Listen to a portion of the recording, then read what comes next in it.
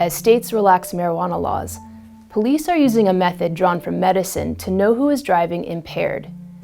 They call themselves drug recognition experts. Hi, Trooper Garcia, Colorado State Patrol. The reason I'm stopping you is for your speed. A little fast back there and Since the 80s, the police have used the DRE protocol to spot impairment for drugs like marijuana. But some medical experts and legal advocates have questioned whether DRE is junk science and whether police are playing doctor. Right now, it's junk science that we're stuck with. A lot of those tests give the DRE police officer the appearance of being scientific. But when you look closely, it's just the appearance. There's no substance behind it. DREs, or drug recognition experts, are officers that are trained to decide whether someone is driving impaired and what drugs they might have taken. DRE officers are in every state and they can testify in court. The idea behind it obviously primarily is impaired driving to reduce fatalities across the United States on highways with impaired driving. It purports to be a system that uses observation, some scientific and biological, and there's analysis that gives police what they believe is the knowledge necessary to not only detect if someone is impaired by drugs, but by which class of drugs. The test has 12 steps, like checking eye movements, checking someone's ability to count seconds, and the firmness of their muscle tone. DREs measure pupil size and blood pressure. And the final step is a blood test.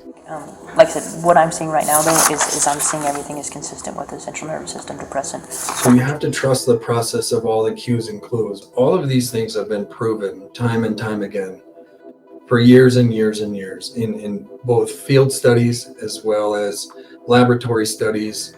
And the science has proven that these things are correct. There's been a few times, I guess, in my career, I've heard of DREs just doing brief evaluations or a short observation and trying to rule a category in that, and you can't do that. That's not how the program's built. We've seen a couple situations where police kind of have a preconception of what they think is causing a person to act whatever way they perceive that person is acting, and they turn out to be wrong. Being accused, just accused, of using a controlled substance generates an arrest record, which is with you for the rest of your life. Sometimes the officers get it wrong. That's what happened to Haley Butler Moore.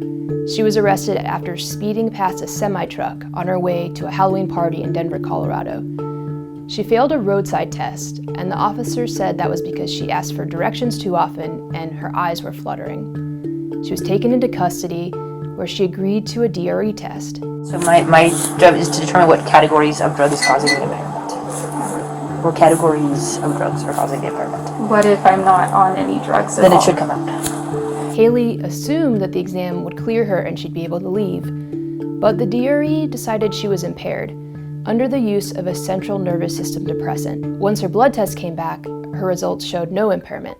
Haley was so trusting of these officers to, despite them like repeatedly draining her trust from beginning to end. I mean, they screwed her. Some medical professionals have argued that the tests done by DRE officers don't reveal anything about what drugs are being used, that everyone reacts differently to drugs, and it would be impossible for them, even as medical professionals, to determine that question with these methods on their own. I think one of the biggest keys to the DRE and the evaluation is there's a portion of it called the downside effect.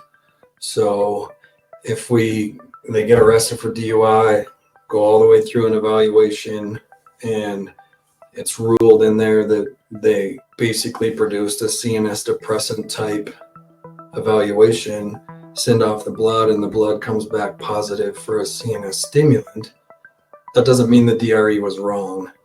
Another measure of accuracy that the DREs use is a measure of accuracy that no health professional would ever use. The DRE is allowed to get 2 shots at getting it right. Research studies have shown that DRE officers don't always agree with each other's findings. I think the idea is that if you talk to the hardcore proponents of this system, that they believe that if you have people looking at the same criteria, same responses, that they're going to reach the same answers. And I think even through studies that have been presented, that's not the case. Clinically, I can't control a depressant making my pupils dilate. I can't control methamphetamine, which is an upper, or cocaine. I can't control it raising my heart rate, which is going to raise my blood pressure. Like, you have to rely a lot on the clinical things and the science side of things because you can't control those things. It looks like DRE is something that is going to be sticking around for quite some time, even despite challenges from courts and from defense attorneys who are trying to call it junk science.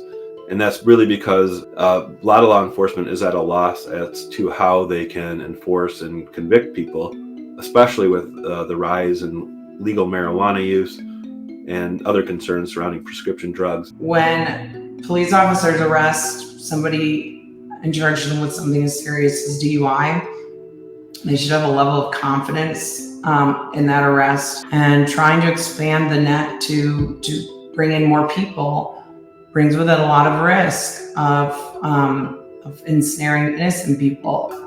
If you're going to use it, you need to use it with some degree of humility. When police get it wrong with DRE, the impact can be drastic on people's lives.